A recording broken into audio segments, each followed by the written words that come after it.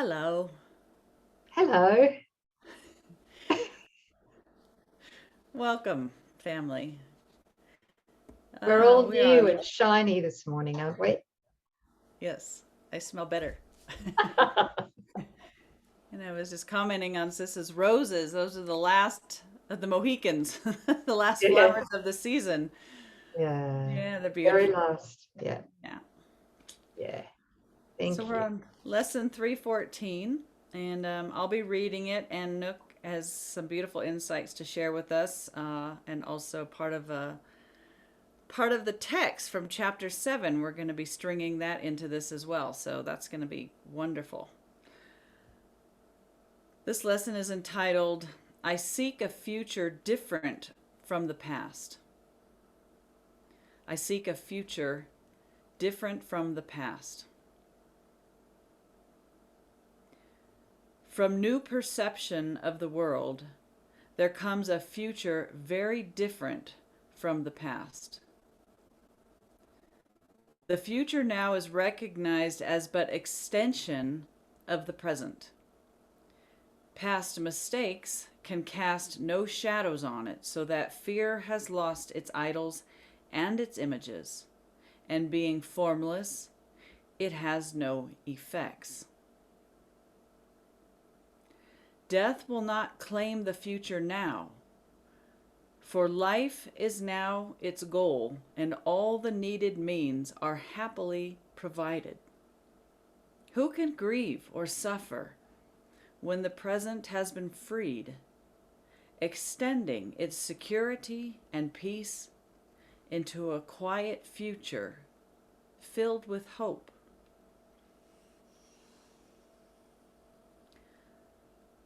Father, I'm sorry. Can you read that last line again? Because I think there's yes, something different here. who can grieve or suffer when the present has been freed, extending its security and peace into a quiet future filled with hope? Hmm. What do In you the have? FIP, they've changed the word hope to joy, and I like that better. Hmm. The Thanks. certainty. Yeah, thank you. So, paragraph 2. Father, we were mistaken in the past and choose to use the present to be free.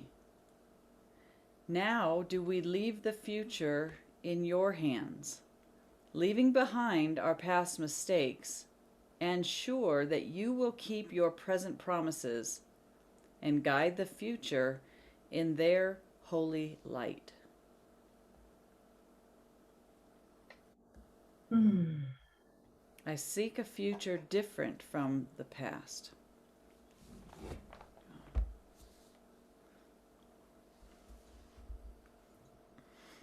And I think this next section that we're going to read, there are 4 paragraphs from chapter 7? 7, Mm-hmm. section 8, the unbelievable belief. Isn't it section Um, 7 also? I thought it was section 8.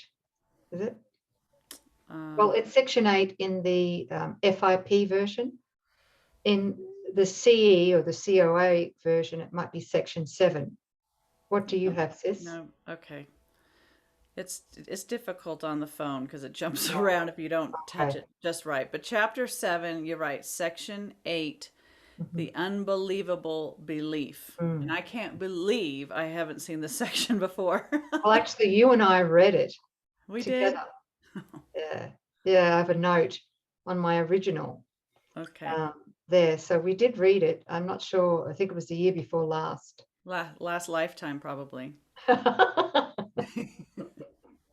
Okay, well, that's good. So, well, can we first just kind of summarize how the ego uses the past now for those who may not really get that? Do you think we should do that at the conclusion of these paragraphs Sure. so that Okay. we can explain, so that Jesus can explain um, the extent of projection, and then we can tie it in with the past? Okay. Is that okay? Yeah, that sounds great. Good. Trust that. Okay. So Tell I've us just, what paragraph. yeah, paragraphs 2 to 5. But before I start, there's one line I want to include here from the first paragraph. We have said that without projection, there can be no anger. But it is also true that without extension, there can be no love. Right. So, but he says, we've said that without projection, there can be no anger. That is so profound, that statement. What I'm seeing more deeply is that anything or anybody we're triggered by, or anything we're triggered by, anybody we're triggered by, comes solely from our own projection. Like 100%. It's our projection, right? Of course, if we're not triggered and yet the body's seeing something, but there's zero trigger, Right. then it's not our projection because we're neutral, all right? There's forgiveness has taken place. Only when we're triggered, Right. then we know it comes from our mind. That's right. It's a very difficult pill to swallow when we say it's 100%. It's 100% our projection. We come back to every brother is the Christ, and there's one view of that brother. And if we're not beholding a brother with God's view, then we have superimposed our beliefs over that, right? It's our filter that is preventing us from viewing our brother as innocent, as the Christ. Yes. Okay. Yes. And the reason that we see them as sinful or guilty or whatever is because the ego, we've sided with the ego, and the ego wants us to believe that we are that sin. Yes. We are sin incarnate. Because and of course, right. And so it doesn't want us to see it blatantly. So, because so instead it projects it onto others and onto the body and life, etc. Yeah, we project that belief and the ensuing the guilt and all the distress that brings to us. Well, a convenient way for the ego not to have us look at that is to project it out, which gives rise to the whole world and how we see it all, right? Yeah. Okay. Yeah. Just hold on for a second, sis. 3:14. All right. Yeah, but he says, but it is also true that without extension there can be no love. It remembering that the means by which God created us, really created the truth, his sons, is by sharing himself, his self. Right. And so the way that we awaken from the use of projection or the ego is by sharing or extending the truth of our being. It's by giving that love. And the highest form of that love here in the dream is forgiveness, genuine forgiveness, right? And it's by giving that, then we receive it. Right. Giving is receiving. When we're giving projection, we're receiving that projection. Yeah. Yes. And when we're extending love, we're also receiving that love. And we won't know that we really are love. And we've said this before in many different ways. We won't know we're love. We are love and nothing but love and safe until we give it. In giving it, we recognize that we are it. Yeah. That it was in there to extend to begin with. Yeah. So we're either willing with God and letting Christ's vision look upon its own creation, its loveliness, its goodness, or we have a will apart from God and we're blocking God in our defenses and superimposing our own filter over everything and saying, this is my will, right? Yeah. Okay. So why is it that he says that without projection there can be no anger? Where does the anger arise in that? Is that between brothers because we realize that that's what we're doing? Okay, remember projection makes perception. Right. All right. So without projection, there could be no anger. Mm-hmm. Mm-hmm.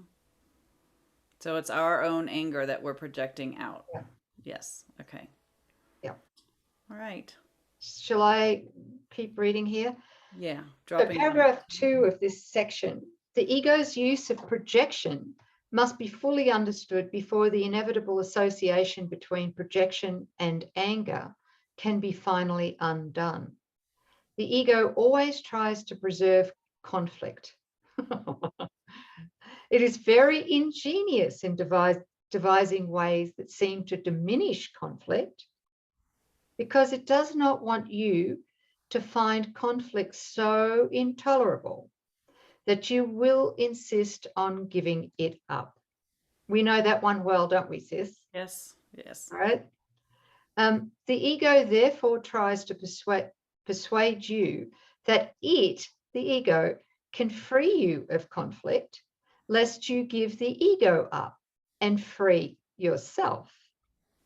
Using its own warped version of the laws of God, projection, the ego utilizes the power of the mind only to defeat the mind's real purpose. It projects conflict from your mind to other minds in an attempt to persuade you that you have gotten rid of the problem. Right. You've got to laugh, right? See it in somebody else, right? That's much more convenient. Isn't it? There are two major errors involved in this attempt. The first one, first, strictly speaking, conflict cannot be projected. This is important because it cannot be shared. Remember, and we've said this different ways, is that any kind of conflict or projection or anger or judgment actually breaks communication. The only communication there really is love, God's love, not the ego's love, God's love. Mm-hmm. So that's why he's saying conflict cannot be projected because conflict cannot be shared. Does that make sense? Yes. So it's always personal. Always. Yeah. And anything personal is the ego. Right. Private mind with separate agendas that can clash with others' private minds and separate agendas. Any attempt to keep part of it, the conflict, and get rid of another part of the conflict does not really mean anything. Remember that a conflicted teacher is a poor teacher and a poor learner. His lessons are confused and their transfer value is limited by his confusion. The second error is the idea that you can get rid of something you do not want by giving it away. Yeah, that's a good one. Isn't it? Yeah. Giving it away is how you keep it. So when we judge another, when we see that shitful projection on somebody else, that's how we keep it. If we want to believe that, right? We want to believe that, believe in blame, right? Yeah. Right. The belief that by seeing it outside you, but the belief that by seeing it outside, you have excluded it from within is a complete distortion of the power of extension. That is why those who project are vigilant for their own safety. In other words, they're fearful of the future. Yeah. They're fearful of others, fearful of the future, fearful of loss, fearful of death, fearful of disease. Yeah. Right. They are afraid that their projections will return and hurt them. Believing they have blotted their projections from their own minds, they also believe that their projections are trying to creep back in. Oh, I know this one so well. Not now, but boy, those first few decades in this lifetime really, really showed me that. Yeah. Since the projections have not left their minds, these are the unforgiven projections, have not left their minds. They are forced to engage in constant activity. Anybody know that? No. No, in constant activity in order not to recognize this. Okay. Yes. So there's the obstacles to peace. The first obstacle is the desire to get rid of peace. Now, peace and love, safety and security are synonymous. They Yes. are one. So it's a desire, and it's the ego's desire, is to get rid of all of that. And to keep the fear, to keep the guilt intact and the fear. Yeah. And therefore the fear of the future. Yeah. Can we slow down? Sure. Okay, so just take my hand and just walk with me, because I'm recognizing that the peace and the love and all of that is what we are. Yeah. And then to not know ourselves, we came up with a separation which filled the mind with guilt and fear and its images. Mm-hmm. And the belief that we are sin, which is another word for saying separation. So the belief in sin and separation gives rise to guilt and fear, and that's way too inconvenient. So in order to get rid of that, right, we blot that out of our mind by projecting it out onto the world and onto our brothers. Not me, them, right? Okay. But because they are our projections, it seems as though these projections are constantly trying to creep back into our mind, right? Now, the ego knows that if these projections were actually allowed back in, they're actually capable of forgiveness and returning our mind to the light, to the love, to peace. So the ego is heavily invested in us first believing that we're sin, projecting that belief out there, and then defending any attempt for those to come back in, which is why we fear union, why we fear joining, why we don't trust love, why we don't trust our brothers, right? That's if this were to actually come back to the source where it is in my mind, then there's the threat that my mind could be healed and I might actually remember my divinity. You bet. That's the greatest fear of the ego. Now help me from there to make this tie in with the idea of time. Okay. So remember here that one thing you missed in your list of projections was a doozy, and that is the past. Right. That's probably one of our greatest projections. Okay. Because the past does not exist. Right. Right. Okay, all right. Okay. Funny you excluded that one, sis. Well, no, because this is what I'm just getting with you on this. It's like, okay, so in the way that we take all this crap in our mind, sin incarnate and all the fear and guilt, we would put it out there. Where? Okay, so we put it out onto a mother and father that treated us badly. We put it out onto our first romantic partner who broke our heart. We put it out onto the job or the accident that we sustained, right? And those memories are creating a false past, and we're tucking all the unwanted guilt and attack thoughts out there. That literally creates the past. The past has never occurred. No, that makes the past, which makes our future. Yes. That's how the future or time is perpetuated. Right. It's perpetuated by an unforgiven past. Right.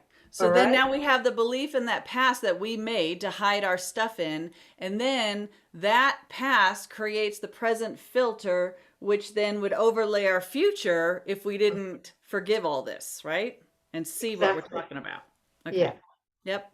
But here's the clincher, and one that I didn't even see until recently, is we never forgive the past. Because otherwise it would be the ego attempting to forgive itself, which is impossible. Right. It's bullshit. Okay.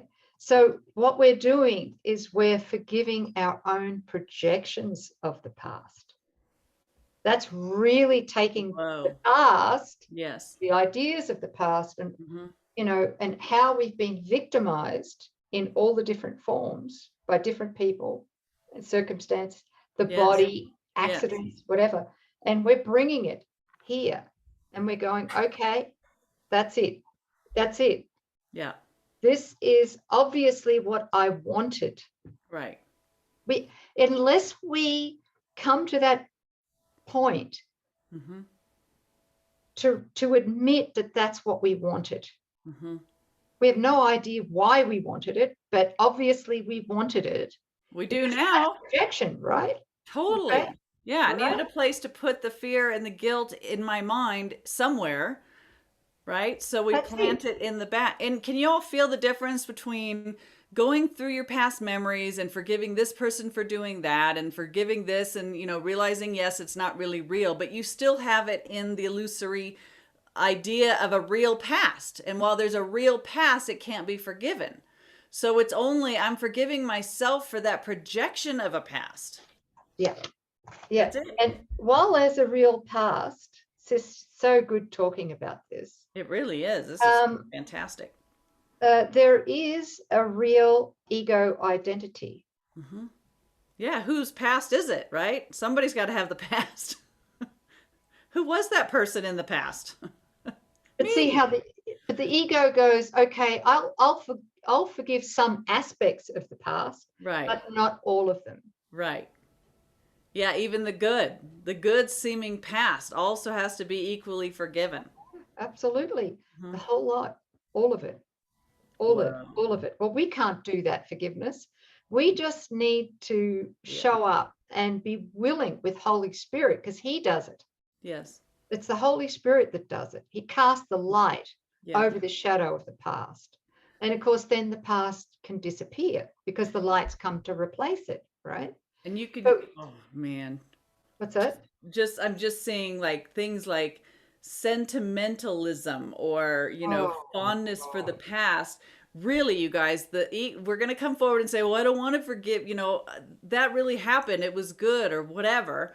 But I'm realizing while that there is a past, all that is ego's projection of the fear and the guilt in our mind. If the past is real, then the guilt that we place there is protected. Exactly. Yeah. That's it. Yep. Yep. Nostalgic memories of Christmas. Thank you. Right? Mm-hmm. And memories of Christmas for me and you. Mm-hmm. Right? Like we made an idol of Christmas. Yes.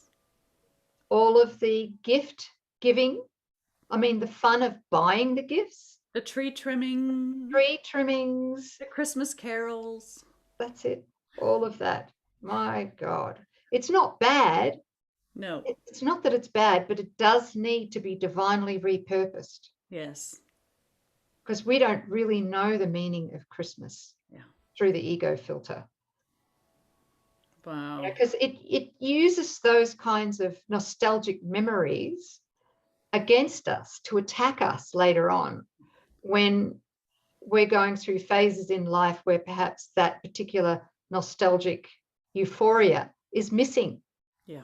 So the ego interprets that as we're missing. Mm-hmm. In other words, we're deprived. Yes. And therefore we're guilty and deserving of death. Yeah. Don't you love that ego? And age and time are contingent on belief of this body going along that timeline. So, the body and the past are one and the same. You can't think of yourself or have a concept of the self without the past and its story.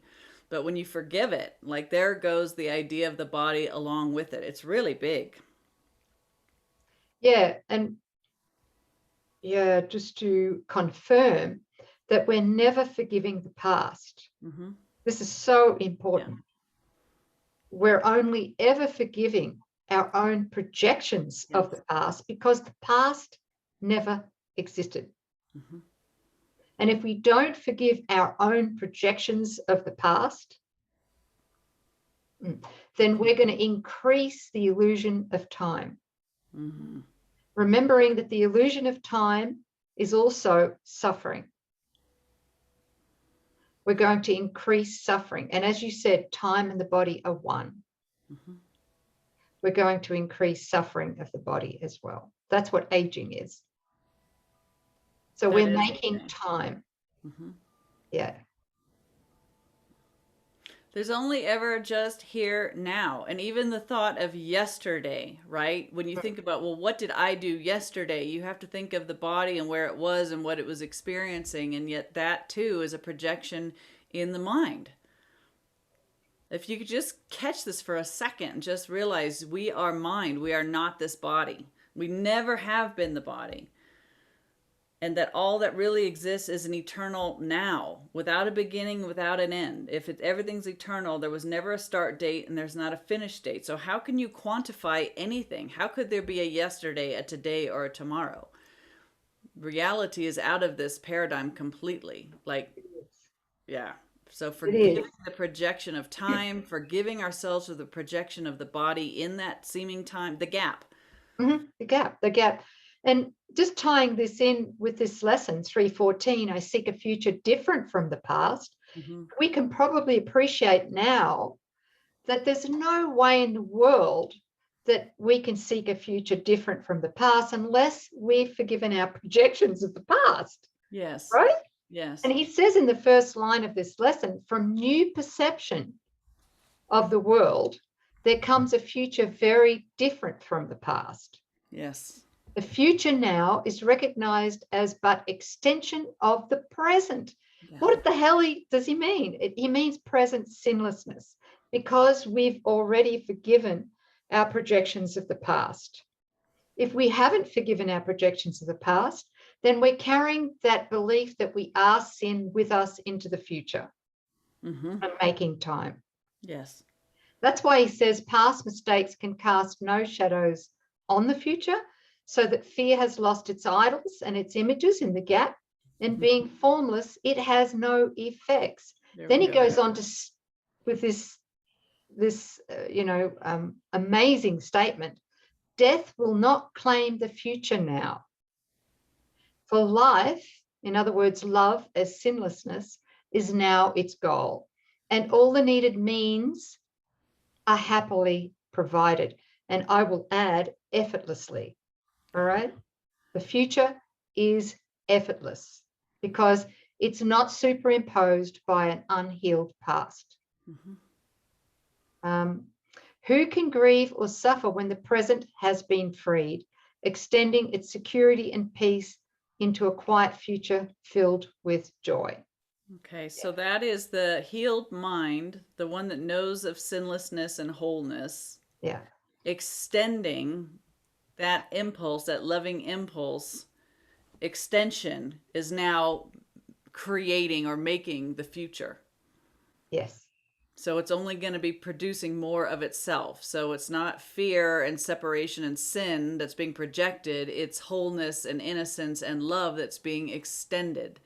That's creation. That's creating with God. That's letting God's will be here, done here on earth. Yes. Wow. Beautiful. I didn't finish the quotes. I don't know if I should just read the last two. Sure, why not? Yeah. I think it's paragraph 4. You cannot perpetuate an illusion about another without perpetuating it about yourself. Oh my God. That says it all right there. Yeah. Okay. Yeah. So my mother was an abuser. Was she? Well, right. What I've got to say is that if I believe that, I was an abuser, right? Yes. My mother wasn't an abuser. There is no way out of this because it is impossible to fragment the mind. To fragment is to break into pieces, and mind cannot attack or be attacked. That's profound, isn't it? Yes. And we're all mind, we're not body. No. So we can't attack or be attacked in truth. Only the body can have fantasies of attack. The belief that that the mind can attack, an error the ego always makes, underlies its whole use of projection. It does not understand what mind is, and therefore does not understand what you are. Mm-hmm. Yet its existence is dependent on your mind because the ego is your belief. The ego is a confusion in identification. Or you could say that again. Yeah. Never having had a consistent model, the ego never developed consistently. It is the product of the misapplication of the laws of God by distorted minds that are misusing their power. And then Jesus says, do not be afraid of the ego. I'm going to say that again. Do not be afraid of the ego. It depends on your mind. Mm. And as you made it by believing in it, the ego, so you can dispel the ego by withdrawing belief from it. That's what we're doing with these lessons. Yes. Do not project the responsibility for your belief in it, the ego, onto anyone else, or you will preserve the belief, right, of the ego. You're a victim, yeah. Yep. When you are willing to accept sole responsibility for the ego's existence, you will have laid aside all anger and all attack because they come from an attempt to project responsibility for your own errors. That's why taking accountability is never judgment. It's a power move. That's like placing it where it can be healed and forgiven. Oh, beautifully said. Yeah. That's it. Mm-hmm. So it's a blessing. It is. Yeah. We want this. The ego doesn't want this. Yeah. Yes. Yes. To say this is always and only mine. To the extent that I'm triggered, it's only and ever mine to heal. And I want to heal it for the entire, sonship. Because again, there is just one mind, but this aspect of the sleeping sonship's mind and its projections is ready to be healed. Take it all. That's it. Including the past. Not going into a real past and doing forgiveness within it, but projecting the past as an idea in itself.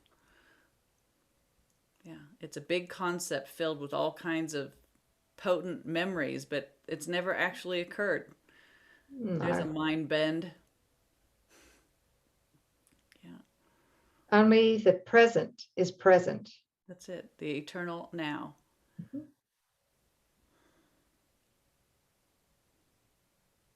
You guys ready to forgive the past? The so-called past? No. No? Is there anything that you would hold on to? Well, I guess for me right now is that I've learned that, like I just said before, I don't want to forgive the past. I want to forgive my projections of the past. Right. That's what I meant. Thank you. Yeah. I think of it as just one idea that is a projection from our mind, and that needs to go. Not to go like diving into some balloon of a real past and trying to forgive anything in it. It's just a projection. Very simple.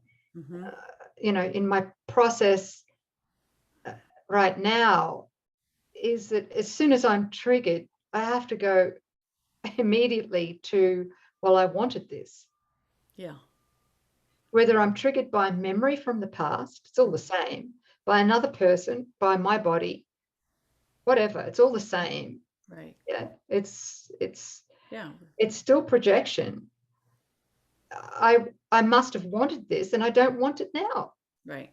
Well, it makes sense if the mind wants to experience itself as separate and limited, and it came up with a body as the solution. How do you just appear in a body? It had to come up with some means for the body to arise that makes some sort of logic. So hence timeline and the infancy, and then, the removal of the knowledge of our innocence. You can see the perfection in the idea of time, but all of it arose in a thought system that's never existed. It's not like time has independent reality.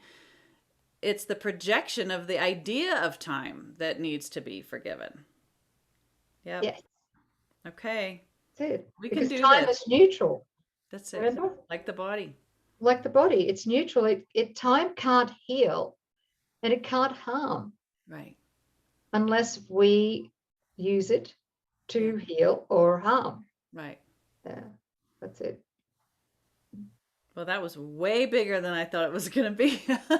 Yeah, me too. Wow. Wow, Thank you. sis. I just thank Jesus for bringing that in this morning. Holy smokes. Yes, thanks, Jesus. Thank you, brother. Yeah. Wow, talk about a deep dive. There's one right there. We should put a little guy with a snorkel going down. Let's get all of this, not just the surface stuff. Yeah. Thank Okay. you. All right. Thanks, Yeah. sis. We love you. That was 314. Have fun with that. Let it Bye. go. Bye. Bye.